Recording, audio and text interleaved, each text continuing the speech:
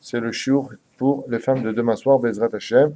Nous sommes lundi, bonsoir et Erev Tov, lundi 10 Adar Aleph, 10 février.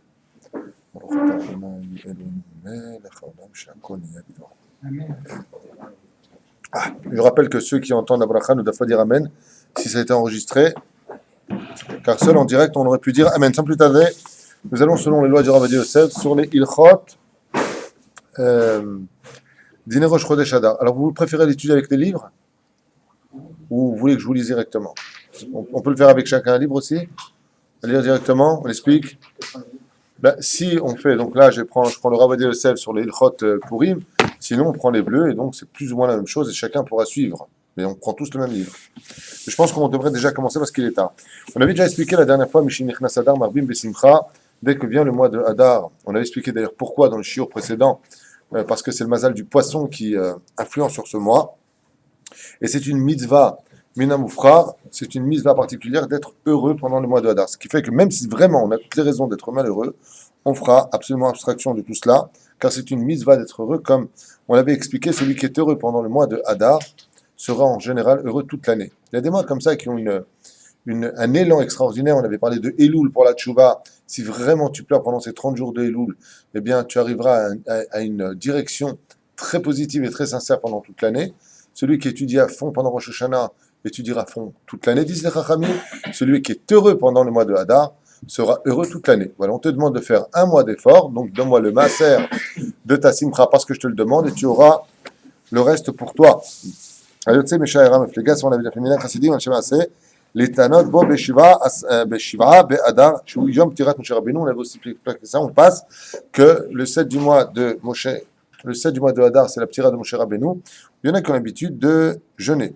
יש נוהגים גם כן, יש 10 מטענים בבית הכנסת בשבעה באדר, מוציאים ספר תורה ממך וקוראים ויחל, וכן שליח ציבור אומר ברכת עננו בברכה והטמעה בחזרה בשאר התעניות ציבור, ויש אומרים שאינו נכון לעשות כן ושב ואל תעשה. Il y en a qui ont l'habitude dès qu'ils sont 10 à la synagogue pour jeûner le 7 du mois de Hadar, donc ce sera Hadar bête, même s'il y a une marloquette rishonim et acharonim, à savoir quel Hadar on va faire. Il y en a qui font les deux Hadarim, quand on parle de 2 mois de Hadar, qu'un Hadar Aleph, Hadar bête, on avait déjà parlé de cela.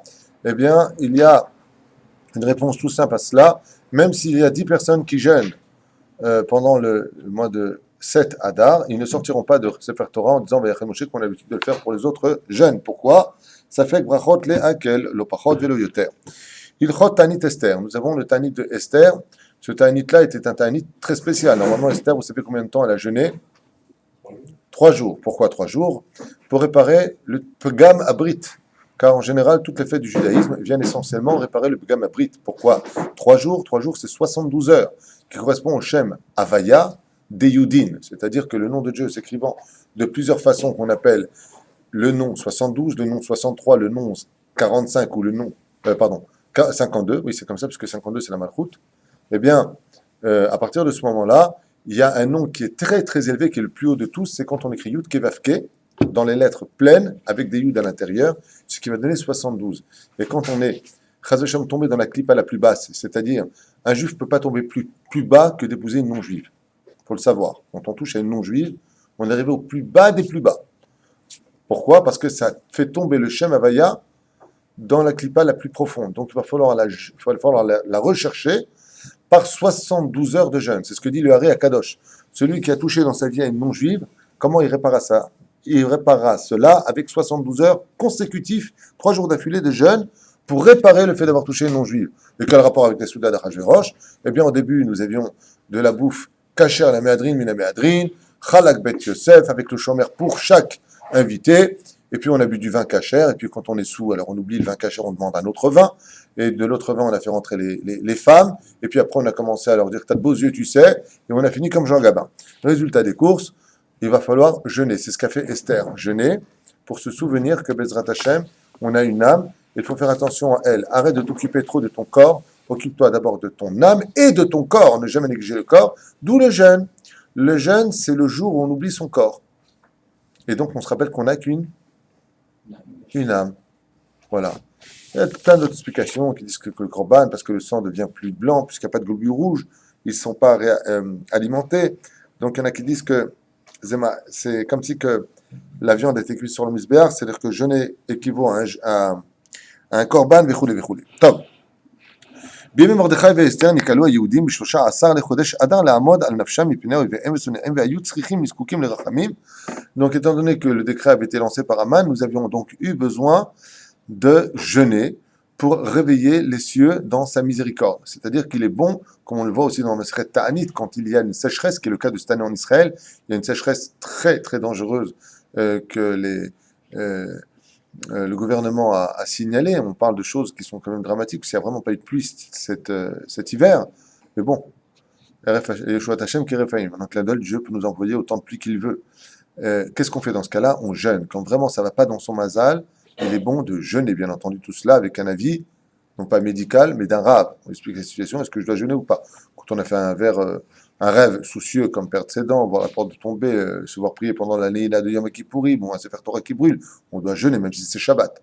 Donc, bien entendu, tout cela, une fois de plus, avec l'autorisation d'un rave. Eh bien, quand il y a des décrets qui sont difficiles, quelqu'un ne trouve pas de travail, ça ne va pas dans sa vie, alors un rave fait un tikkun, il va jeûner. Pourquoi? Les jeûnes, expliquent les sages, réveillent la pitié d'Hachem. En d'autres termes, c'est bien. Pourquoi tu ne manges pas? Il te dit Hachem aujourd'hui. À quoi ça ressemble? Un père qui voit son fils qui ne mange pas. Pourquoi tu ne manges pas aujourd'hui? Papa, j'ai déliré vis-à-vis de toi, j'ai pas l'appétit. Bon, viens. Si tu en viens à ne pas manger parce que tu es mal vis-à-vis de moi, alors viens dans mes bras. C'est-à-dire que tu as compris le message. Le jeûne réveille cela. La question que j'aimerais vous poser, je n'arrive pas à faire d'halachot, lire, traduire et expliquer. Ça, je ne peux pas. Il faut que je me la ramène. C'est du David Twitou. Bien. Pourquoi c'est très important pour nous de jeûner aujourd'hui? Arrête, on parle d'une histoire antique. C'est la préhistoire, l'histoire de Esther. C'est en train de me faire. On a fait des films dessus. C'est comme Samson et Dalila avec Victor Mature. Qu'est-ce que tu es en train de nous parler aujourd'hui? De jeûner. Donc, le jeudi qui précédera, puisque on doit jeûner juste avant. Là, ça tombe Motzei Shabbat pour les gens qui n'habitent pas à Yerushalayim, par exemple. Pourquoi est-ce qu'on doit jeûner aujourd'hui? Parce qu'elle a jeûné Esther, alors on va jeûner nous? Parce que c'est toujours d'actualité. C'est-à-dire que les nations du monde, Amalek, Aman, continuent à nous persécuter, continuent à nous agresser, à nous montrer du doigt. Et s'il le fait, c'est parce qu'on lui permet de le faire. Pourquoi est-ce qu'on lui permet de le faire? Parce que nos fautes l'alimentent. Donc, on jeûne aujourd'hui, non pas de façon symbolique, mais on jeûne dans les mêmes conditions que Esther doit le faire. Alors pourquoi pas 3 jours? Normalement, on aurait dû jeûner 3 jours. Commémoration contre commémoration. Eh bien, pour la simple et bonne raison, c'est que les Chachamim n'ont pas voulu les arbid. Baser les arbid, mettre trop de poids sur les enfants d'Israël, jeûner 3 jours, ça aurait été une situation très compliquée. Alors tout le monde devra jeûner un jour, Bezrat Hashem. וזה העניין, יוכלו אויביהם לפגוע בהם ועמדו בתפילה בתחנונים וישבו בתענית באותו יום, כשם שעשה משה רבנו על השם שנלחם על עמלק. Comme il a fait Moshe Rabbeinu quand on est parti se battre contre Amalek, la fin de la paracha de Béchalach, on voit Moshe Rabbeinu qui lève l'étape de la loi, mais ce que vous avez oublié, c'est qu'il était aussi en train de jeûner ce jour-là. Comme Aaron et Chour, le peuple d'Israël jeûnait pour se battre contre Amalek. Il y a une notion de jeûner pour se battre contre Amalek. C'est une des armes fatidiques de la lutte, de la victoire contre Amalek. Pas simplement se battre comme la mitzvah nous le demande. Dieu nous demande d'aller nous battre contre lui parce qu'Amalek veut notre spiritualité, donc il faut se battre contre lui. Il veut notre place, comme on l'avait expliqué dans un shiur. וגבר ישראל להשם יתברך אלוקי אבותינו שמע את תחינתם וקיבל תשובתם תעניתם ברצון וביום אשר סיברו אויבי היהודים לשלוט בהם ונהפוך הוא, comme il y a marqué là, ונהפוך הוא, et ça veut dire quoi exactement, ונהפוך הוא? Bien, ce que veut Amalek, c'est détruire le nom d'Hachem. Kiyad al-Kessia, Milchama b'Amalek midor-dor. Le nom de Dieu est séparé en deux. Donc qu'est-ce que veut Amalek? Séparer le tétragramme. Yud-Ke, Vav-Ke. On est bien d'accord? Et qu'est-ce qu'on lit? Dieu a changé le décret. Ve'yafochu. Qu'est-ce que ça veut dire? Il a renversé la situation. Ça, c'est pour Kita Gimel. Pour Kita He, on va augmenter le niveau. Il ne faut pas dire Vayafochu. Et là, Vayafochu. C'est quoi Hu? Il a inversé quoi? Le Vav et le He. Il a rapporté le Vav et le He qui est tombé au Yud-Ke. Qui Yad al-Kessia. Akadosh Hu Vayafochu. Il a rapporté le nom d'Hachem dans l'ordre correct. C'est pour cela que le mois qui suivra dans la Kabbale, vous le savez, dans la Kabbale on explique ça de façon plus minutieuse. Le mois qui suit le mois de Hadar est le mois de Nissan. Et c'est un mois où on ne dit pas les Tachanounim. Les raisons au niveau de la Gemara sont simples. C'est un mois, il n'y a que des corbanotes tout le mois. Jusqu'à la fin, bon, on ne va pas se prendre la tête. Mais selon le Hari Akadosh, c'est parce que le mois de Nissan n'a pas besoin de réparation. C'est le mois de la Géoula. Et pourquoi? Parce qu'il y a 12 mois et 12 formules pour écrire le nom Yud Ke Vav Ke. Pendant le mois de Nissan, le nom d'Hachem est écrit dans l'ordre Yud Ke Vav Ke. Donc tu n'as même pas besoin de faire des kavanot. Faire les Yichudim dans la Mida, tu n'as même pas besoin de le faire pendant le mois de Nissan. Pourquoi? Parce que tout reprend sa place initiale puisque c'est le mois de la Géoula. Donc le nom d'Hachem est remis dans l'ordre chronologique de Yud Ke Vav Ke et non pas, comme on aurait pu le lire dans certains livres, les lettres retournées. Chaque mois possède le nom d'Hachem. Par exemple, ça peut être écrit He Yud Vav pour le mois de Tishrei ou un autre mois, peu importe. Vous avez compris ce que je veux dire? Les mois se changent de lettres. Il faut que le nom d'Hachem soit écrit toujours Yud Ke Vav Ke. Le seul mois dans l'année où il est comme cela, c'est dans le mois de Nissan. Donc, qui a marqué le mois qui va précéder la préparation, Vaya Fort, où il a retourné les lettres. Et quand le nom d'Hachem est marqué Yud Ke Vav Ke, alors c'est la Géoula. Si dans notre esprit on arrive d'ailleurs, je vous donne comme ça un petit cadeau de l'étude, les sages nous disent, si tu veux savoir où tu en es spirituellement, tu dois être capable de t'imaginer de façon spontanée le Yud Ke Vav Ke devant toi. Si tu n'y arrives pas et que tu as besoin de réfléchir pour placer tes lettres, c'est que tu as encore beaucoup d'avérotes sur le dos. Comme ça dit le Hari Akadosh. Mais si tu es capable d'imaginer devant toi Yud Ke Vav Ke, parfaitement chronologique, comme c'est marqué là-bas, il y en a qui disent en lettres rouges, je ne sais pas pourquoi Alpisson, il y en a qui disent en lettres d'or, j'avais appris ça de 2 chitas différentes. Tu es capable de voir Yud Ke Vav Ke, Bevatachat, en une seconde, tu n'as pas besoin de penser. Ça vient, c'est que tu es quelqu'un de très propre. Ta neshama est très pure. Ça vient. Je vais ben הפוך הוא. אשר שתו היהודים הם המסונאים והרגו יהודים מסונאים 75,000 ish. Ils ont tué 75 000 hommes. Les Juifs ont donc exterminé là-bas. Mais va ma she'argu sonehem b'Shushan Abira, parce qu'ils ont tué à Shushan Abira. V'olu nifkad mitanu ish, et pas un seul d'entre nous est mort. Donc mazé ben hafoch au niveau du pshat, c'est que non seulement eux qui avaient tous une épée sous leur cape devaient nous trancher la gorge en un seul jour, non seulement ça a été annulé, non seulement Dieu a mis de la peur dans le cœur des Goïms, mais c'est nous qui les avons finis à Purim. C'est nous qui nous sommes occupés d'eux. Et pas peu, 75 000 hommes. À part ceux de Shushan.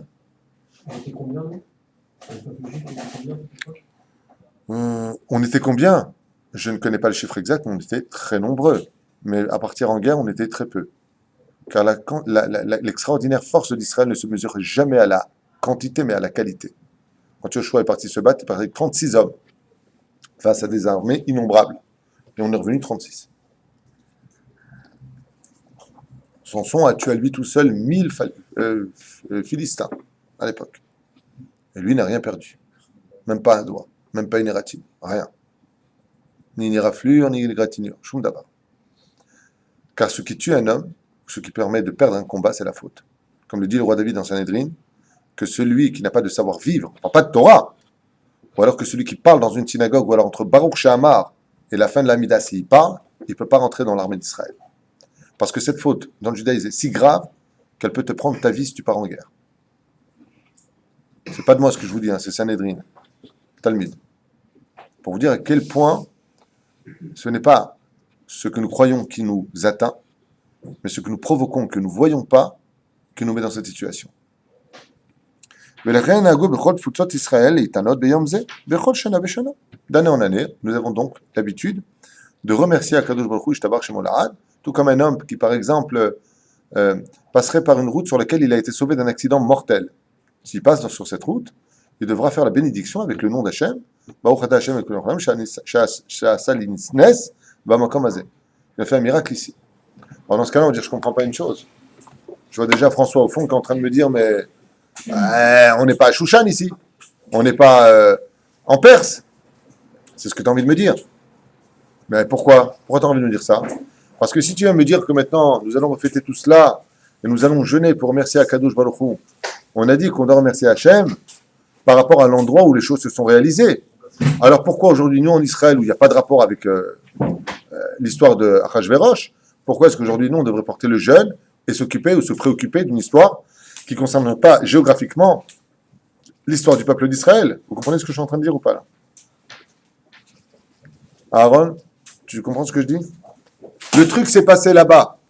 À partir de quand on dit la bénédiction chez Assalines Bamakomazé? Quand tu es sur place. Alors pourquoi partout où on est, Bechol Futsot Haolam, où que l'on se trouve, on devra jeûner en remerciant Hachem de Vena Afochou, parce que Dieu nous a fait un miracle. Tu as une réponse, le mot David? Vayehi bimei Achashverosh. Jusqu'à combien de pays? 127 provinces. 127 provinces. Et plus Ihim, Veiye. Donc, il était sur quel continent le roi Achashverosh? Toute la terre. Ce qui fait que les Juifs, partout où ils étaient sur le globe de la terre, étaient menacés de mort. Donc, partout où on était, le miracle a eu lieu. Donc, tout le monde doit jeûner. Parce que cette situation de Purim est une situation de Hashmada Klalit. C'est pour cela que la démarche de Hitler, qui était la réincarnation de Haman, comme l'a dit d'ailleurs dans le procès Nuremberg, aujourd'hui c'est le Purim des Juifs, hein, eh bien, la démarche de Hitler a été de fabriquer la croix gammée. La croix gammée, ce n'est pas le vrai symbole original de Hitler, il faut le savoir. Ça a été précoupé ensuite. Le vrai symbole de Hitler, c'était la terre et la croix à l'intérieur. Mais comme ça faisait trop chrétien, ils l'ont coupé et ont fait cette fameuse croix gammée. Et qui veut dire en réalité, conquérons la terre. Le but de Hitler était de conquérir le monde et non pas l'Europe. Exactement comme l'a fait Achashverosh. C'est ce que voulait Haman. L'histoire s'est répétée.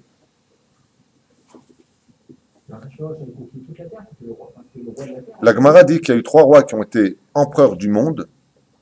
Achashverosh fait partie de ces 3 rois-là. Il y a eu Alexandre le Grand, il y a eu Nabucodonosor, il y a eu, comment il s'appelle Achashverosh. Ah, par contre, il y a un problème ici. Je vais venir voir.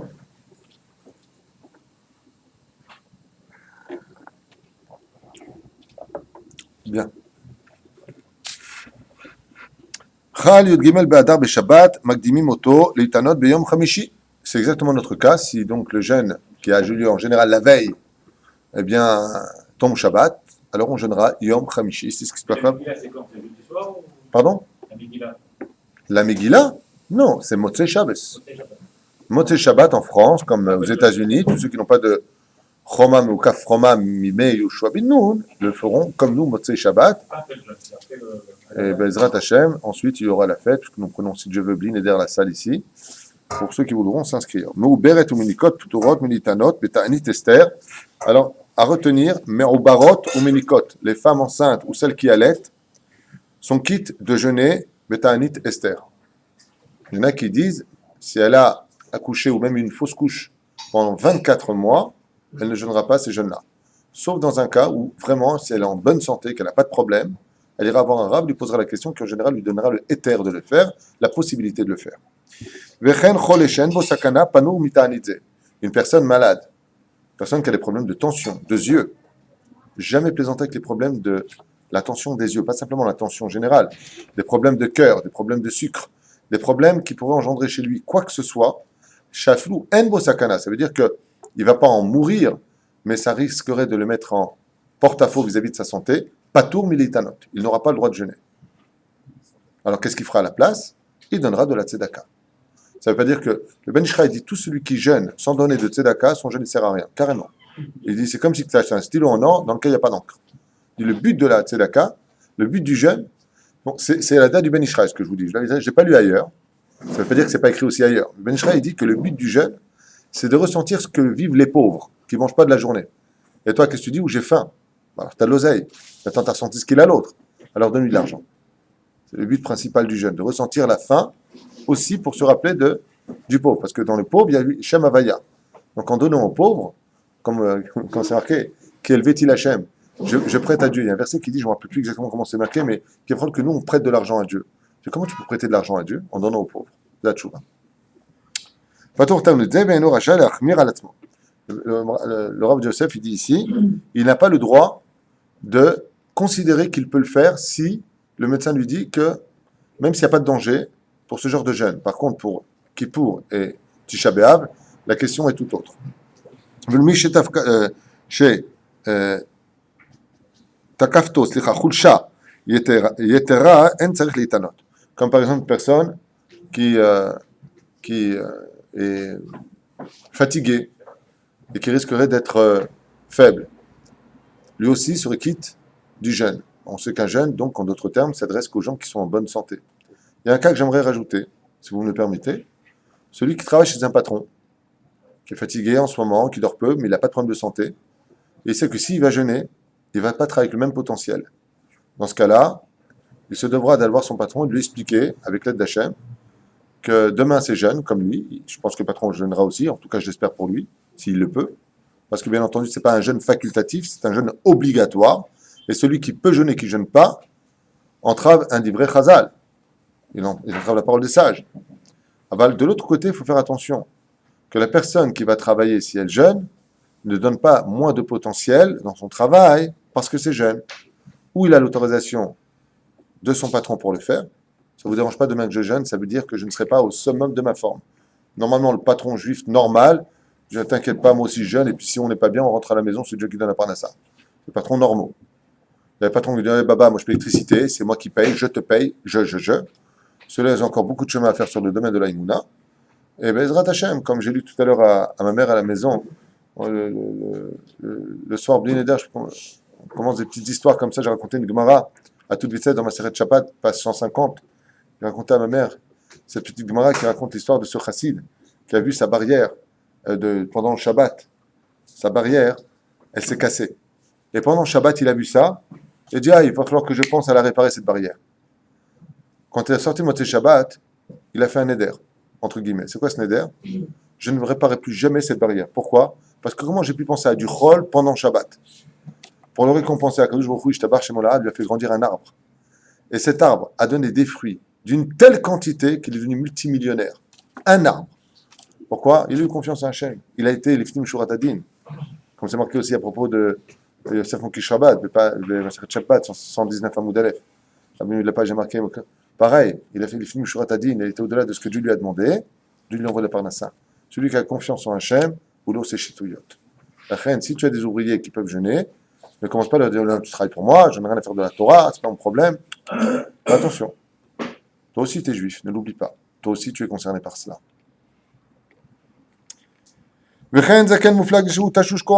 personne qui est âgée, une personne qui ne peut pas jeûner, une personne qui a mal, une personne ceci, cela, va filou mi sheno ela mitzter mikeh benaim, l'eau est comme une personne qui a mal aux yeux. S'il sait que s'il ne jeûne pas, ça va lui faire mal aux yeux, lui aussi est quitte de jeûner. C'est pas rien. Ou Chavri Afra Ta'inito. Et il dit maintenant, si vraiment il a eu des boules parce qu'il était en traitement et qu'il n'a pas pu jeûner, eh bien, il fera Ta'inito, c'est-à-dire que il jeûnera un autre jour, alors il achètera ce jeûne. En général, c'est ce qu'on fait quand on ne peut pas jeûner. Combien on dépense Vous avez remarqué, quand on va au restaurant, on ne regarde pas trop l'addition, on paye. Et quand on doit payer l'équivalent d'un plat, quand on mange pour 5 shekels le plat, ça fait 4 shekels et 3 repas. Vous avez remarqué ça? Bon, combien ça coûte une pita et un morceau de portion? Mais c'est pas du tout ce que tu manges.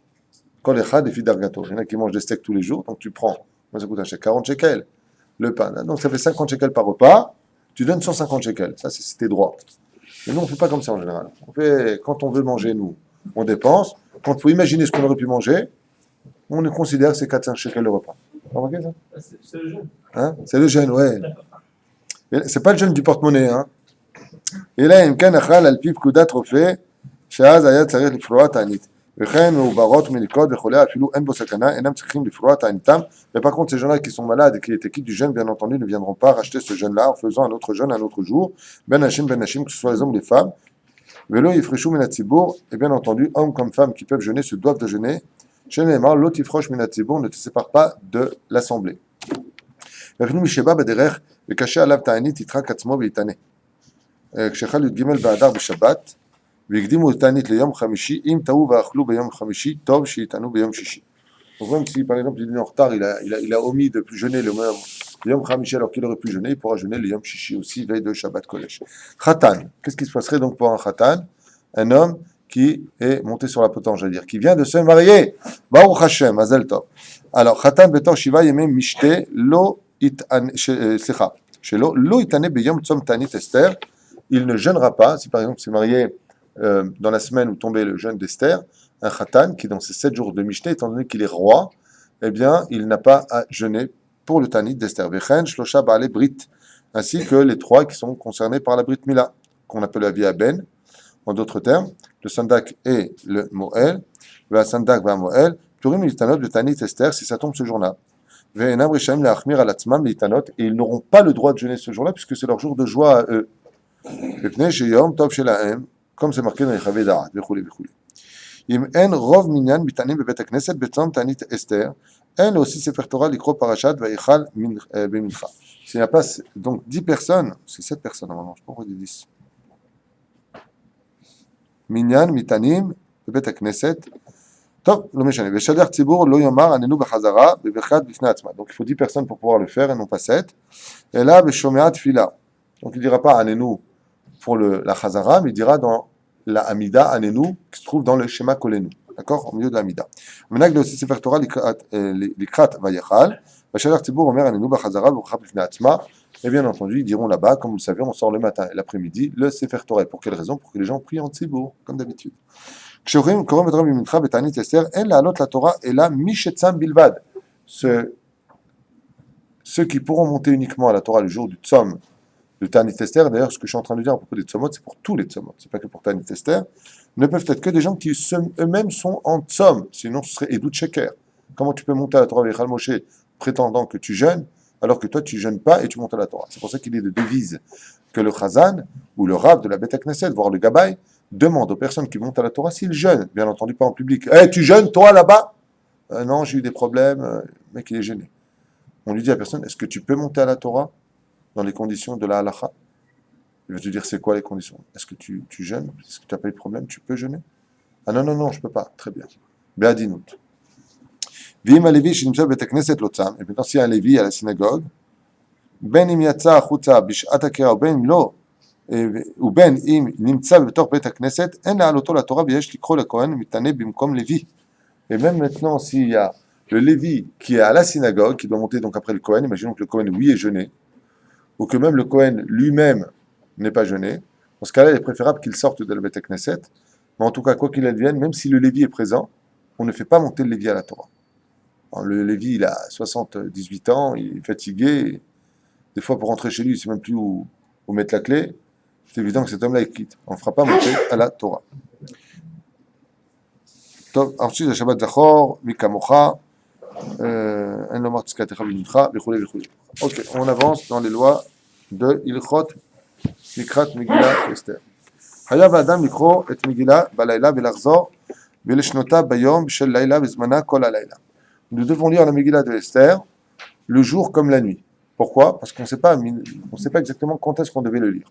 Donc, l'Éter Bitachon, est-ce que c'est une qui se vit la nuit, ou est-ce que c'est une qui se vit le jour?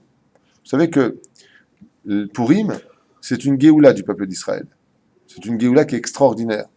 Seulement, et mettre la mytho, la différence entre les deux Géoulottes que nous avons, c'est la Géoula de Pessah et la Géoula de Hadar. Ce sont deux formes de Géoula, puisque nous avons eu le srout d'avoir été libérés par Mordechai et Esther. Donc, et pour le mois de Nissan, nous avons le srout d'être libérés par Aaron et Moshe Rabbeinu. On est bien d'accord. Mais la différence qu'il y a entre les deux, c'est que toutes les mitzvot de Pessah sont concernés par les mitzvot de la nuit, tout se fait pendant la nuit, pendant Pessah, tandis que les mitzvot de Purim ne se vivent que le jour. Donc à partir de ce moment où on le fait le jour, Ima Yasafek Mprinat Kiryat Amigila Balayla, c'est-à-dire, et si on aurait dû faire la Megillah la nuit, Zrizi Magdim la mitzvot. La reine, c'est pour cela qu'on dira la Megillah aussi bien la veille que le lendemain. Havalikar mitzvot, c'est que le lendemain. Toutes les séoudotes que nous faisons de Purim, c'est uniquement le jour. Si tu fais la séouda la nuit, lo yatsa yedechova. Quand le jour, selon Maran Hari Hakadosh, c'est mamash tout de suite après la prière du matin, parce que c'est un jour, selon le Hari Hakadosh, vous priez absolument au Netzachama. Ici, on fait la Megillah tout de suite après le Netz, puisque à Purim, dans ce Beth Midrash, nous avons le srout de prier au Netzachama, qui était un moment précis qu'on en avait parlé d'ailleurs ce matin ou avant-hier, je ne me rappelle pas, hier.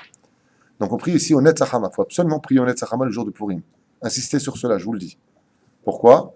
Pour plusieurs raisons. Une d'entre elles, c'est que le Netzachama, c'est le shalom entre la nuit et le jour. C'est un moment propice où Akadosh ça soit sur le tissé chesed absolu. Ce que tu demandes en général, c'est reçu pendant le Netzachama. En général. La reine Bezrat Hashem, on prie au Netzahama et ensuite on lit la Megillah. Normalement, Mina Moufrar, Zrizim Akdimim la mitzvot. Les gens zélés n'attendent pas de faire la mitzvah. Donc on fait tout de suite la Séouda avec du pain et on boit Bezrat Hashem du vin. On y arrivera à ce moment-là, Bezrat Hashem, que date Moshe d'Israël, jusqu'à devenir, c'est une marloquette. Grande marloquette. À 7 heures du matin, un ch'ti canon, comme le font plein de gens en France. Voilà. La différence qu'il y a, c'est qu'on ne va pas boire pour notre palais. On va boire uniquement parce que on va faire la mitzvah de la Séouda. Il y en a qui ont l'habitude de le faire. Ici, si Dieu veut, on le fera à la salle Binéder vers 1h de l'après-midi pour avoir le temps de faire mincha avant, parce qu'il y a lieu de faire mincha avant de peur d'être bourré, de mal prier devant Hachem, parce qu'on a vu que Nadab et Abihu avaient perdu leur vie parce qu'ils s'étaient présentés devant Hachem, shtouye yain, soul, on ne se présente pas choser da'at, c'est-à-dire pas avec yeshuv da'at comme il faut avoir le yeshuv da'at. Donc, si on est sourd, on ne peut pas prier mincha, c'est pas joli. Là, on priera mincha avant, et ensuite, nous irons faire la Séouda, que date Moshe Israël. Ça ne veut pas dire que celui qui fait la Séouda à 1h n'a pas fait la mitzvah. Seulement, ça ressemble à quelqu'un, seulement ça ressemble à quelqu'un qui avait 10 millions d'euros sur le compte, et au lieu d'acheter une Mercedes pour se faire plaisir, il a acheté une 4L avec 3 roues et un petit volant de rien du tout. C'est toute la différence de la valeur des mitzvot. Les mitzvot ont des valeurs par rapport à ce que tu veux leur donner comme situation. En général, qu'est-ce que font certaines personnes? Ils font 2 séoudot. Comme par exemple la chair, il fait la séouda le matin, il revient l'après-midi, il a de l'appétit, il fait les deux. Il fait le nefesh, roach, neshama, haya, yichida. Il fait tout en un jour, Bezrat Hashem. L'irfoua, shelema. Vezainyan, veya fochou. והוא עשה שבחומש לפני הנצח המה בשעות זמניות. של יום זמניות, c'était à propos de ça? Oui.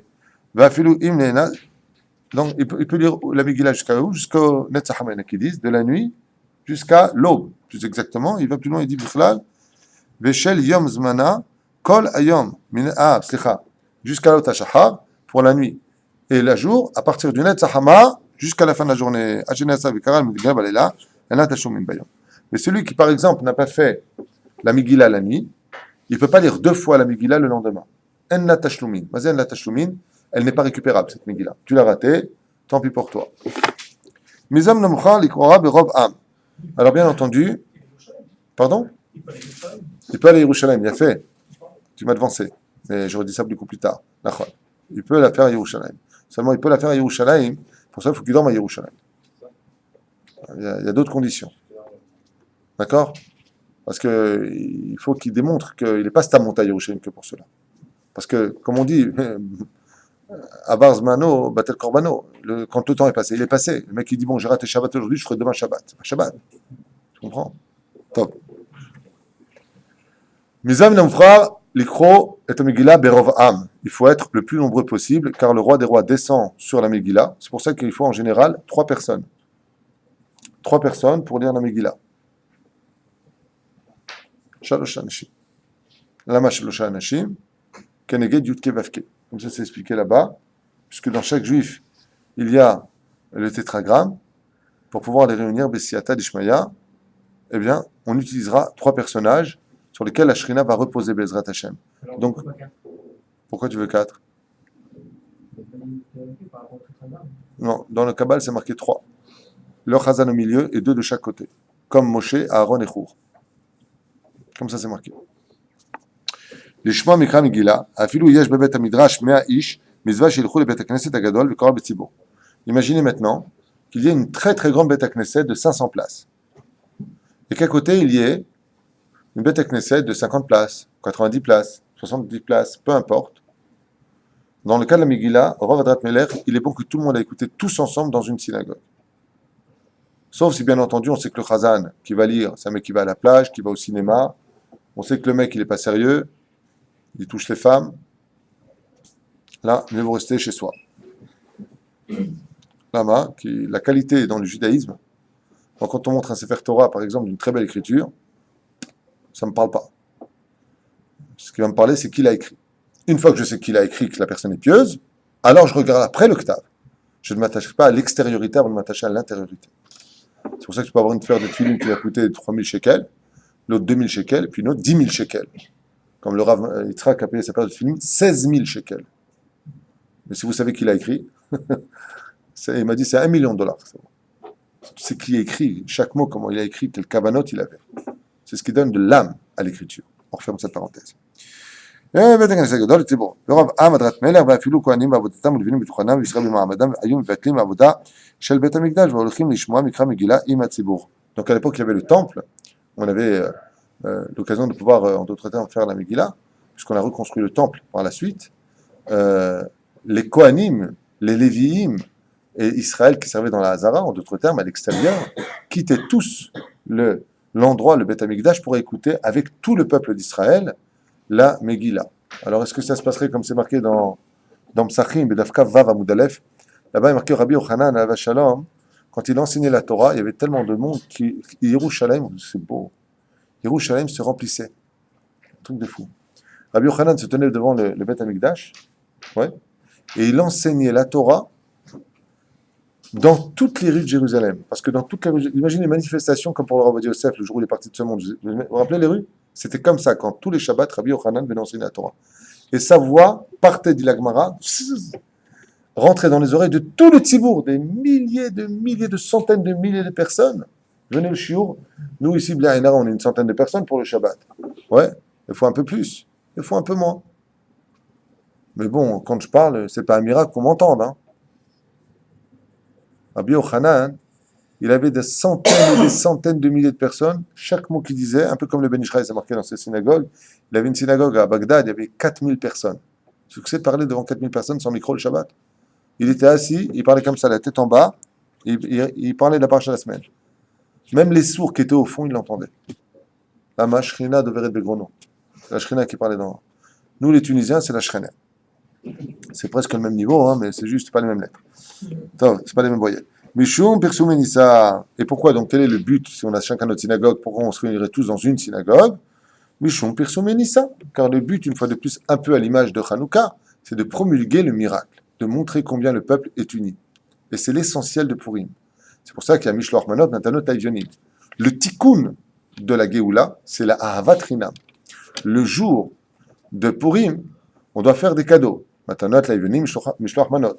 À qui? Pas aux gens qu'on aime, aux gens qu'on n'aime pas, justement. Pourquoi? Pour se rapprocher d'eux. Pour dire, tu sais quoi? Si ce n'était pas ton Yetzerara qui nous mettrait dans cette pagaille, alors il est sûr et certain que toi, dans cette situation, tu ne serais pas comme ça. Là, et on le voit. Quand les gens tombent grièvement malades, que Dieu nous protège de cela, Haz Veshalom, et qui sont frappés par la torpeur de la mort, ils sont prêts à faire la paix avec tout le monde. En général, il y a toujours des abrutis qui vont dire « pas toi !» Aval, quoi qu'il advienne. Pourquoi? Parce que le Yetzerara, c'est l'orgueil. Et l'orgueil met l'homme dans une situation de désobligeance, par la jalousie, par la bêtise, par les mauvaises paroles, par la vexation, par toutes sortes de réflexions qui mèneront l'homme à agir de façon inconvenante et créer un désarroi dans le sein d'Israël, au sein d'Israël. Donc, Purim, c'est la fête du shalom, il faut le savoir. C'est la fête de la hardout. C'est la fête du shalom. Bien entendu, il y a des gens avec qui le shalom ne peut exister que quand on s'éloigne d'eux. Je ne parle pas de ces cas isolés. Je parle de généralité. Les gens, il n'y a pas de paix avec eux. C'est toujours des lépreux qui vont prendre la tête, qui ne savent rien d'autre faire que de se disputer. Des gens comme ça. Alors, il faut savoir s'éloigner pour avoir la paix. ומכל מקום, אם יש הפרעות בבית הכנסת, שאי אפשר לומר להתגבר עליהם, כתוצאה מהם אינו יכול לשמוע על קריאת המגילה, car הוא יכול לקרותה בעשרה. Mais si par exemple, on sait que dans la synagogue, il y a des gens qui malheureusement n'ont pas de savoir-vivre, c'est-à-dire qu'ils confondent, de par leur ignorance et par leur assimilation, sans juger quiconque, mais c'est comme ça que ça s'appelle, des assimilés ignorants. Non seulement tu comprends rien à ta vie, mais en plus de ça, tu es complètement assimilé. À quoi tu te serais assimilé? Eh ben, tu crois que Purim, c'est le carnaval de Rio. Tu vas dire à mon fils, viens, Peter Pan, viens à la synagogue, je vais te montrer c'est quoi. Et le petit qui est là, bah alors, qu'est-ce qu'il y a? C'est mon fils, qu'est-ce qu'il y a? Baba, c'est pas un gan, El Khazan, c'est pas une ganénette. Tu t'es trompé d'adresse. Les enfants, si tu sais qu'ils vont déranger à la synagogue, tu n'as pas le droit de les prendre.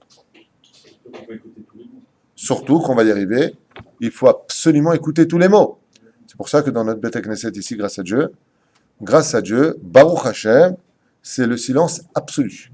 Ni pour Haman, ni Amalek, ni Shum Davar. Ici, je ne permets à personne de faire le moindre bruit. Pourquoi?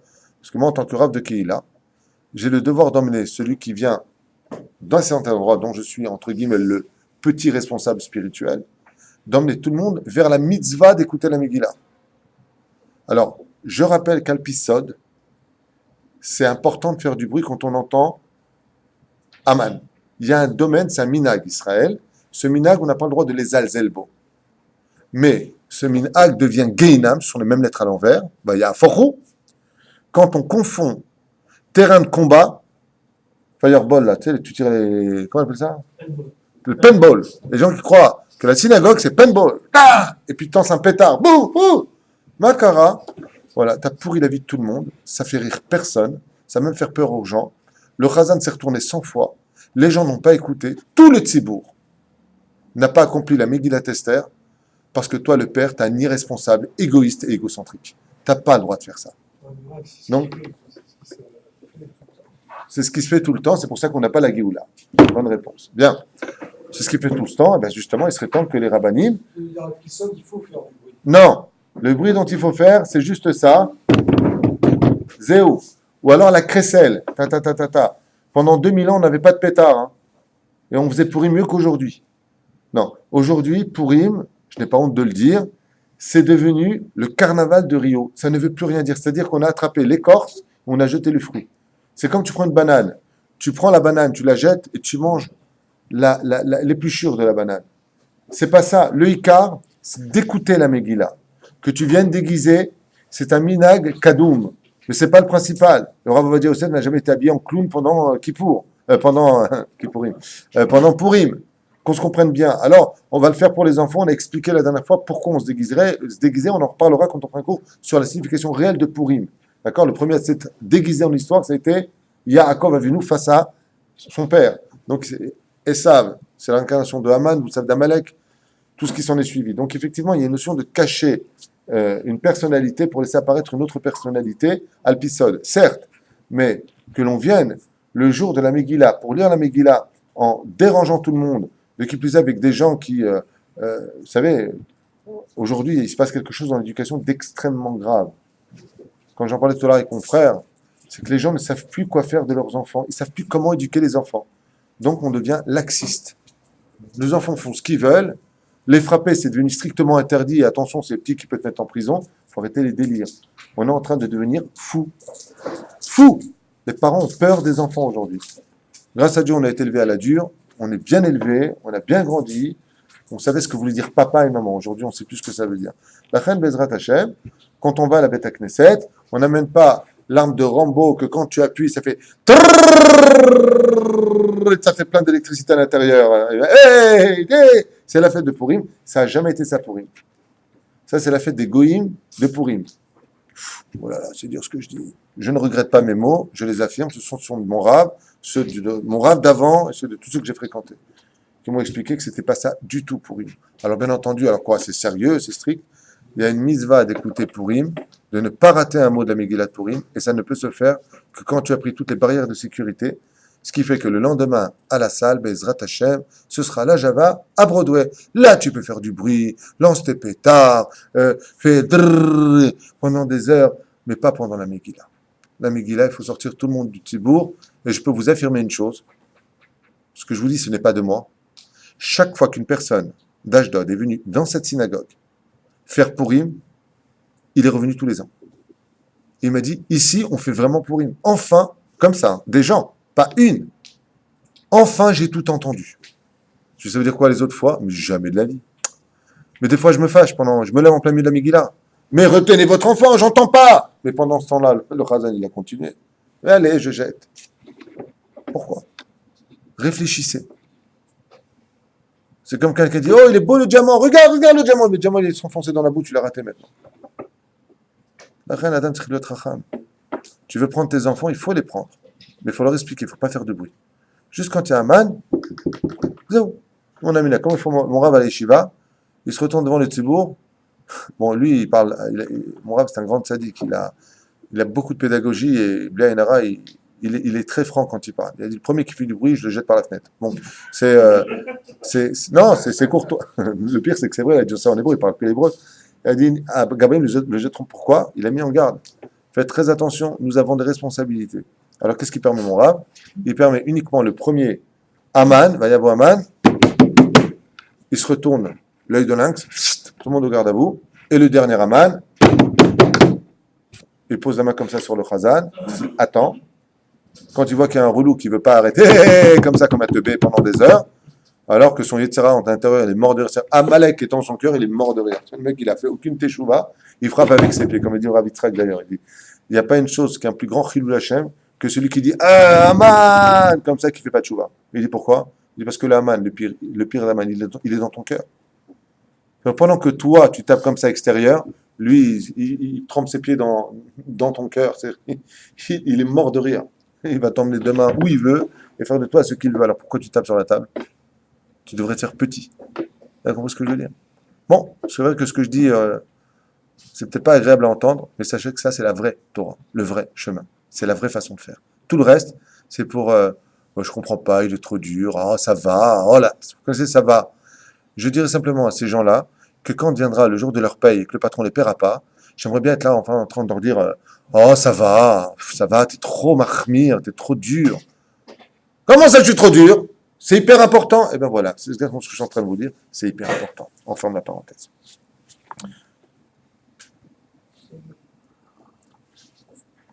Arabe tu es d'accord? Eh d'accord, marche là. הכל חייבים בקריאתה נשים ונשים וגרים ולכן הנשים שאינן יכולות לבוא לבית הכנסת לשמוע בקריאת המגילה ושאר ציבור או שאינן יכולות לשמוע בקריאתה היטב מפי הקורא les femmes et les hommes ont l'obligation d'écouter la Megillah ainsi que les enfants. Alors comment on fait quand il y a des enfants qui vont déranger? On ne peut pas être ensemble. On fait comme on fait chez nous.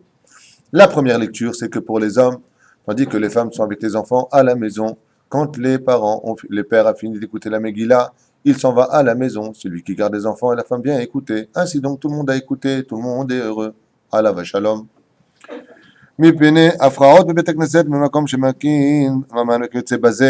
Comme dire, parce qu'il y a des endroits qui sont, c'est des batteurs, les gens, dès qu'ils entendent Aman, ils n'arrêtent pas. Et donc ils sont obligés d'écouter la Megillah par quelqu'un qui sait parfaitement prononcer la Megillah. Et pas par quelqu'un qui croit que c'est l'occasion pour lui. C'est ta mère ou quoi, toi? C'est comme il faut, et tu vas assez vite. Tu vas pas trop vite, donne ton cœur, comme le Rav Yosef. Tu as entendu la kira de Rav Yosef? Tu pleures quand tu dis la Megillah. Et Zéyofi. Comme une vague qui arrive jusqu'au rivage. C'est pourquoi les femmes sont-elles obligées d'écouter la Megillah? Parce qu'elles ont été aussi sauvées de la mort. Elles ont vécu le même miracle que nous. Rabbi Yoshua ben Levi aya mechanes kol anshe beto vekore lifnehem. Rabbi Yona aya mitkaven likorota lifnei anashim shebebeto. Donc qu'est-ce qu'il faisait? Il se divisait. Il y en a qui prenaient, comme il y a marqué ici, au Yoshua ben Levi, il prenait les hommes, il les emmenait dans sa maison, et il faisait la Megillah. Tandis que Rabbi Yona, qu'est-ce qu'il faisait lui? Il prenait les femmes et il lisait la Megillah. C'est pareil les uns les autres. Chacun le youb et safek. Vakol havim bishma. ואף על פי שכבר יצא איש על ידי חובה על קריאת המגילה בקריאת שבבית הכנסת, חוזר וקורא מגילה בביתו ויוציא את הנשים ידי חובתן. C'est pour ça que même si le Hazan, il a déjà fait la Megillah, il est sorti de la Mizvah, il retournera à la maison, il réunira les femmes qui ont besoin d'écouter la Megillah, que dès que Moshe Israël, elles s'assieront, elles porteront sur elles le sidour de la lecture pour suivre, bien entendu, et dans le silence et la joie, bien entendu. C'est pas un truc... c'est la joie, Baruch Hashem, Mishinichnas Adar, surtout ce jour-là. Il faut être heureux. Dans ce cas-là, les femmes n'auront pas besoin de venir à la Beth Knesset, comme l'a enseigné le Gaon de Vilna. En ce qui le concerne, les femmes n'avaient rien à faire dans une synagogue. הקורא את המגילה בבית להוציא את הנשים צריך לברך להם ברכות המגילה, כשם שמברכים האנשים בבית הכנסת, וכן מנהג פשוט. Hier à Kodesh ben Tikonan Yerushalayim, Vechen Yesh Le'inhanik, Bechol Makom. Bien entendu, le Chazan reviendra sur les bénédictions pour sortir les femmes de la mitzvah. Mechanchim et Aktanim Mishmoa Mikra Megillah. Et on doit aussi habituer les enfants à écouter depuis leur jeune âge la lecture de la Megillah dans les conditions prescrites au préalable, c'est-à-dire qu'on ne construit pas une mitzvah sur le dos d'une avera. Si on sait que le petit c'est comment il s'appelle l'autre là, Captain Caverne. Ouais, il ne va pas arrêter avec sa massue de taper, de déranger. Dans ce cas-là, il faudra attendre qu'il grandisse. Bien entendu, on ne peut écouter la Megillah que d'une personne qui est obligée de lire la Megillah pour lui-même. Donc, qui serait quitte, par exemple, un choté, haresh, un sourd, un homme qui n'a pas d'équilibre mental. Medaber venu shomea, comme quelqu'un par exemple qui parle mais qui n'entend pas. Sheno yachol lashmi'a leozno, eno chashuv, kolkar, bar chiyuva. Il ne peut pas être considéré comme étant lui-même obligatoire, puisqu'il n'entend pas lui-même ce qu'il dit. Ilkar hafal pi shu tsarir ikrota, même si on sait qu'il peut la lire, donc il va se faire sortir lui de la mitzvah. Kevan she'af, voyez Botoanes, car lui aussi a été sauvé du miracle. Mais comme makom, eno yachol aussi et achirim yedechovatam. Lui, il peut se sortir de la mitzvah en lisant, mais il ne peut pas sortir les autres de la mitzvah. Aval mi shechabdu oznav. Ok, mishmoa mitzchim litzok elav. Mais kol ram kedei shishama, quelqu'un qui par contre a les oreilles lourdes. Qu'est-ce que tu dis? Comme ça, tu vois un peu le personnage. Qu'est-ce que tu dis? Ouais. Alors, Chaya Bekriyata, Lechol Adeot, lui aussi, il sera obligé de lire la Megillah. Au Motzi Achrim Yedechovata, malgré tout, il pourra sortir aussi les autres de la Megillah. Sheachol Ishmoa Liede Chatzotrot, Eno Nikra Cheresh Linyan Ze, au Motzi Achrim Yedechova, Vechuli Vechuli. Tov. Asuma, à propos de l'aveugle. Ve'ailem, et celui qui ne peut pas parler, Chayavim Ishmoa Kirya Megillah. Celui qui ne peut pas parler, il peut entendre. Celui qui ne peut pas voir, peut entendre. Lui aussi a l'obligation d'écouter la Megillah. Donc, si possible, se mettre le plus près possible des autres. Ashomea Mikra Megillah Baradio. Ah, celui qui écoute la Megillah par la radio.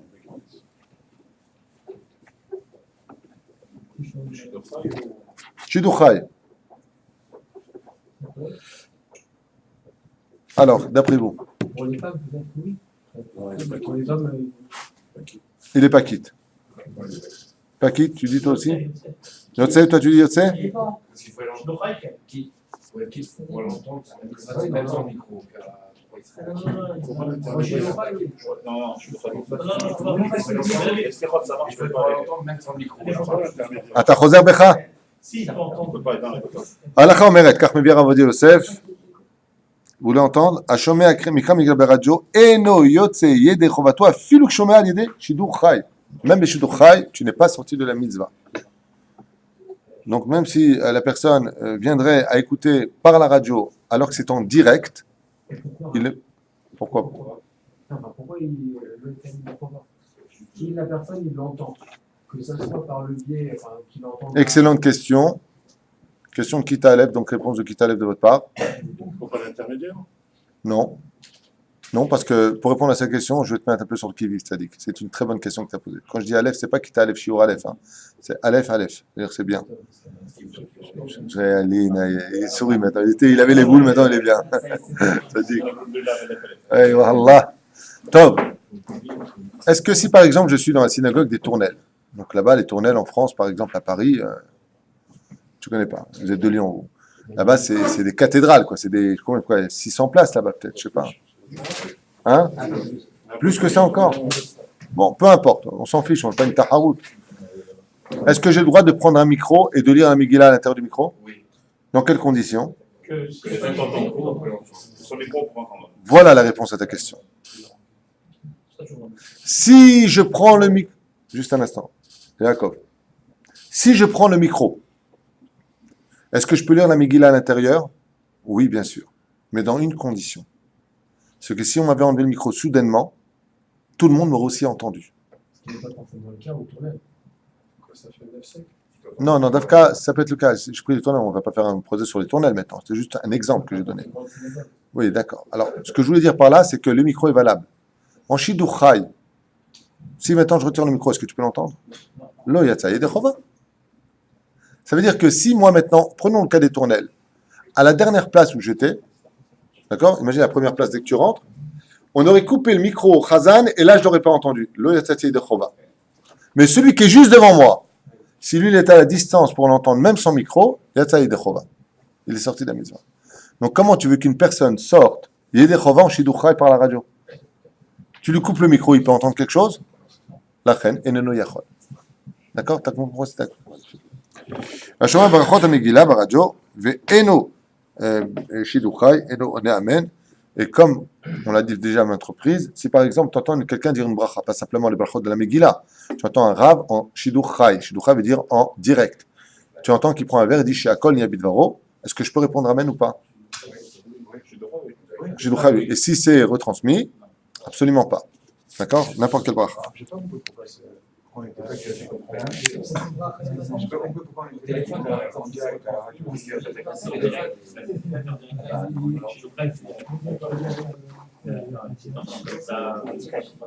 C'est pas en direct. Parce que tu Bon, la halakha que je viens de vous enseigner pour le Ramkol, c'était celle qui a suivi, c'était la Gimel ici. C'est exactement ce que je viens de vous dire, c'est ce qu'il dit ici. Je viens de le lire à l'instant à toute vitesse. Alors, je viens Rachok Machalir Tibour. Je vais là, Ramkol, le Yachulim, Nishmoa et Akira Medigila, le Yatsui de Chova. Exactement tout ce que je viens de vous dire, c'était la halakha. Il explique parfaitement. Bien. Il y a Shomrim, Sha'afalpi, Sha'anashim, Chayvot, Bimikra, Megillah. Et là, Motziot et Anashim, Yede Chovatam. Il y a des poskim qui disent que la femme, même si elle est obligée, elle, de lire la Megillah, ne pourra pas pour autant sortir les hommes de la misva de lire la Megillah. Prenons le cas d'une assemblée qui ne saurait lire la Megillah. Est-ce que la femme pourrait, dans ce cas-là, si elle savait lire la Megillah, sortir les hommes et des chova? Il y en a qui disent, il y en a qui disent que la femme, lo yachola mishum misvot shazman grama. La reine, la mrotakol. Ah, pourquoi le font de cette misva-là? Oui, Mahloket, j'ai dit, je viens de le dire Mahloket. Alors pourquoi le font dans ce cas-là? Misva shazman grama. Et voilà, c'est ce qu'on a dit tout à l'heure. Elles ont fait le NES, elles ont participé au miracle, elles ont été sauvées. Donc en ce sens-là, ça les concerne. ויש חולקים ואומרים שאנשים יכולות דווקא להוציא את האנשים ידי חובה, ואף על פי שהעיקר לדעת אחרונה, טוב לחוש סברה ראשונה, אלא אם כן בשעת הדחק. Donc, s'il y a un homme et une femme, et la femme dit, non, moi je veux le lire, et l'homme dit, non, mais moi aussi je sais la lire, on laisse lire l'homme et on ne laisse pas lire la femme, puisque malgré tout, il y a une marloquette. Mais dans le cas où on a des hommes qui ne savent pas lire la Megillah, ils savent lire l'hébreu, mais il faut savoir lire la Megillah, et qu'une femme saurait le faire, bien entendu, là ce que je veux dire, je le rajoute, mais je rajoute à toute responsabilité. Si cette femme est belle, vraiment belle, qu'elle attire l'œil, et de qui plus elle a une voix qui est douce, adif lo lasot. Pourquoi? Parce que les gens vont dire, qu'est-ce qu'elle est bien la Megillah. Qu'est-ce que j'aime la Megillah d'Esther. Vous avez compris ce que je veux dire? En plus. Aval Zainyan. Il y a une derech avant, c'est pas une blague ce que je vous dis. C'est comme un jour un mec, il m'a dit, j'adore la misva du kidouche. Je dis, d'accord, mais tu l'as fait 4 fois le kidouche. Ouais, j'adore. Et les gens, ils voient pas. Qu'est-ce qui arrive, toi? Tu viens de comprendre la blague ou quoi? Ah, il adore le kidouche aussi. Katan chez nous, Moutia, Harim et Decho. Donc, bien sûr, un enfant de moins de 12 ans, 13 ans et un jour, on ne peut pas sortir les autres de la misva. Mais par contre, un enfant qui n'a pas un tel âge du chinour, c'est-à-dire l'âge de 5-6 ans, on ne l'apporte pas à la synagogue. Tu sais que c'est un petit diable en plus. Viens, mon ange, allez, vaille, que ce soit un ange. Shem rak mebalbelim et hashamaim. Si on a le balbel et amour chez la tzibour, foutent le balagan, en d'autres termes, dans la synagogue. Harivim bekiryata. Le bet knesset chet rabim nasa alav. Celui qui amène, regardez, tout ce que je vous ai dit en une phrase du Rav Ovadia Yosef, bien entendu prise par les Chachamim. Celui qui amène son fils à la synagogue et qui va déranger le tzibour, que le tzibour ne va pas entendre, prend sur lui la faute de tous ceux qui étaient à la synagogue. Il ne paye pas que pour lui, hein. Il paye pour lui et pour toute la Beth Knesset.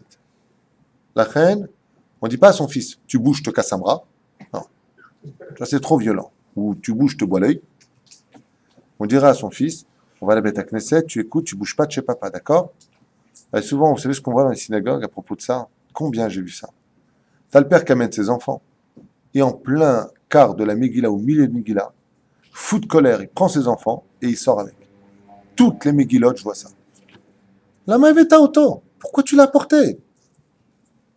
Ça t'a mis en colère. T'as rien écouté, il a pris une tannée. Et tu lui as dit, sois en joie juste avant. C'est à fait. Intelligent.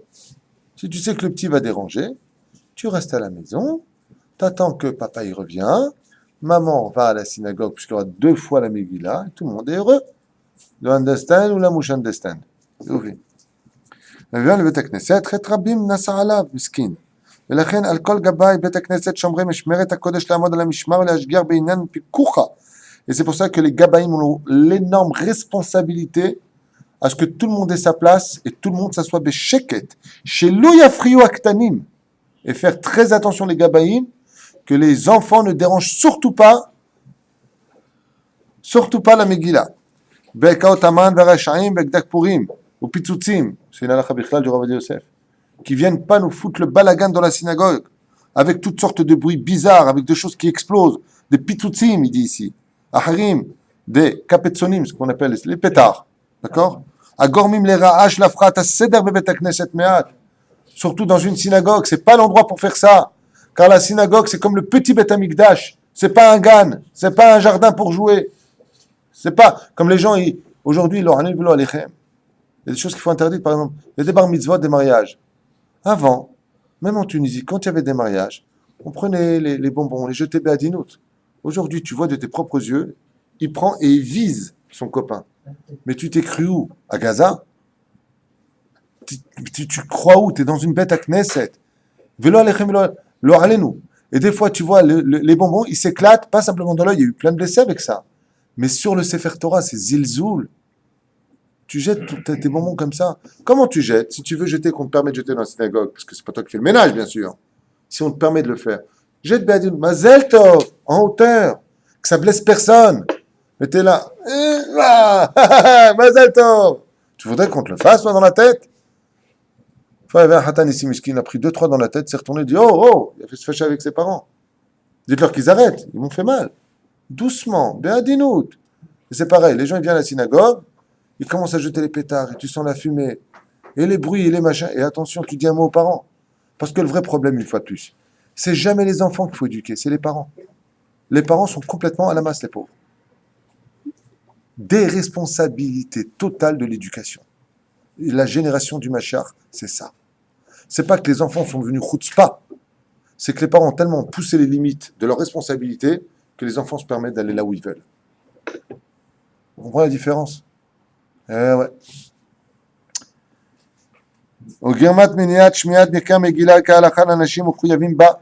Et ces enfants-là, du Rav Ovadia Yosef, c'est marqué ici. Tout ce que je vous ai dit en préface, c'est marqué dans cette halakha-là, qui est la halakha numéro He. Et ces enfants que tu as amenés pour le bonheur de ton égoïsme ont empêché toute la synagogue de pouvoir entendre la Megillah. Bravo, monsieur. Donc, on trouve un juste milieu. Tu prends un crécelle, surtout qu'aujourd'hui, ils ne vendent plus des pétards avant, à mon époque. Les pétards, c'était des chnanadiens. C'était des trucs comme ça. Pi. Aujourd'hui, tu en prends 3, tu les attaches, tu les fais exploser, c'est un attentat. Mais sincèrement, tous les lendemains de Purim, vous écoutez la radio, les pompiers, les blessés. Et qu'est-ce qu'ils font les enfants? Ils ont des jeux géniaux. Maintenant, il a pris un pétard qu'on appelle un bazooka, il s'appelle le gros, là. Un mammouth. Il a mis où dans la chaussure à sa mère? Sa mère lui a dit, tu me casses les pieds. Le pire, c'est que c'est vrai ce que je dis. Il a mis la chaussure à sa mère, elle n'a pas mis son pied dedans. Il lui a explosé la chaussure. Changement. Alors c'est beau, on voit comme ça les enfants qui sortent avec des papillons dans la rue, la petite fée du logis. C'est ce que je voulais dire. Faites attention. Alpi Alakha, on n'a pas le droit d'habiller nos garçons en filles. On n'a pas le droit d'habiller nos filles en garçons pour un sfarad. Le Rama, il permet. Nous ne sommes pas ashkenazim. Pas parce qu'on est mieux qu'eux ou moins qu'eux. Il y en a qui, par contre, pour Purim, font des défilés de mode. Regardez mes jambes, regardez ma poitrine. Tout ça, c'est de la znout. C'est Negadatora. C'est Negadatora Gdosha Shalom. Ces gens-là, qu'ils aillent au Brésil pendant le festival. La base est pour eux. À Valberet, à Kodesh, aujourd'hui, il se passe des choses qui ne sont pas jolies. Tu vois, comme ça, la fois, Purim de l'an dernier, je dis, excusez-moi, madame. Le mec qui se retourne. Qu'est-ce que tu veux, toi? Le coccinelle ou quoi? Au fond de l'humanité. Une femme à barbe. Le pire, c'est que c'était vraiment une femme. Ah, la barbe. Redevenons sérieux, c'est on délire trop. Mais c'est pour rime, c'est comme ça. Quoi qu'il advienne, à sourd. Celui qui veut, le Siata d'Ishmaïa, pratiquer les fêtes. Moi, je me rappelle à l'époque que le Ravatoun au Machon Meir était venu habillé en capitaine Crochet. C'était mignon. On peut se déguiser un petit peu. C'est bien, la malo. La malo. Tu viens, tu prends tes enfants, tu les déguises. Tanadoc. Chacun avec son truc. Ma femme, Olive. Hein? Quoi? Toi, je te verrais bien en Casimir, tiens, tu vois. La malo. La malo, c'est sympathique, ça fait rire les gens. Tant que tu peux donner du sourire, si à tout celui qui te regarde, tu fais une mitzvah. Tant que tu fais une mamash. Il y en a qui vont s'habiller malheureusement en diable. Les choses qui sont comme ça, c'est négatif. On n'habille pas ses enfants en négatif. Il y en a qui vont s'habiller en la hajverosh. Ils vont mettre une grosse bedaine. C'est pas grave. Aval de prendre des tsurotes de démons, des tsurotes de diable, des choses comme ça, zélo yafé, zélo tov. Sachez-le. C'est pas bien. Il faut d'Afka habiller nos enfants en Rav Ovadia Yosef, en Moshe Rabbeinu, en Mordechai. Vraiment, en général, les filles, c'est toutes Esther. Esther. J'aime bien comme ça, le côté bleed, comme ça. Quand quoi t'es habillé en Esther? Et comment tu t'appelles Esther? Yatikoujik. Bien, Bekitsuri la Inyan, aval, lola sot chituyot. Ne pas mettre des jupes courtes. La halakha marche aussi pendant Purim, elle ne s'annule pas. On n'habille pas nos enfants. Chaz v'shalom, b'tzura lo nechona. Zéro, Zainab. Allez. Alors, comment on fait quand c'est l'enfant du voisin qui fait du bruit? C'est ce que je viens de te dire. C'est-à-dire que moi, à mon époque, quand tu sais, voilà. Alors, d'abord, il y a les gabaïm pour cela. Mais en réalité, il y a un céder. Moi, ici, ça s'est passé 2 fois à Bessachakol. Les gens connaissent. Ça veut dire que j'ai des limites qu'il ne faut pas dépasser. Quand je vois que ça commence à délirer, je prends la main donc de notre Hazan, je lui presse la main, ça veut dire arrête ta lecture. Maintenant, il faut savoir qu'on n'a pas le droit de s'interrompre pendant la Megillah, puisque tu as dit la bracha. Et tu t'interrompras après les dernières bénédictions. Donc, je me retourne et je parle avec mesure au personnage. Le mec qui soit content, qui soit pas content, c'est pas mon problème, je suis pas psychiatre. Moi, je sais une chose. Si j'étais avec mon fils et que mon fils dérange et que la personne d'à côté me dit ton fils il dérange, j'aurais honte et je dirais à mon fils d'arrêter. Aujourd'hui, je ne sais pas pourquoi, dans cette génération, la mitzvah de recevoir des tochechot, non seulement elle n'est pas faite, mais quand même 2 enfants se disputent, ça peut mener à ce que les parents se frappent dessus. C'est-à-dire qu'en fin de compte, il n'y a plus d'équilibre. Je sais pas, aujourd'hui tu vas dire à ton fils, arrête, dis-lui qu'il arrête, tu nous as saoulés. Ben qu'est-ce que t'es pas content, t'as qu'à aller dans une autre synagogue. Mais t'es stupide, t'es bête. La personne qui te parle, tu crois qu'il est content de te dire ce qu'il te dit, réfléchis. On est trop orgueilleux.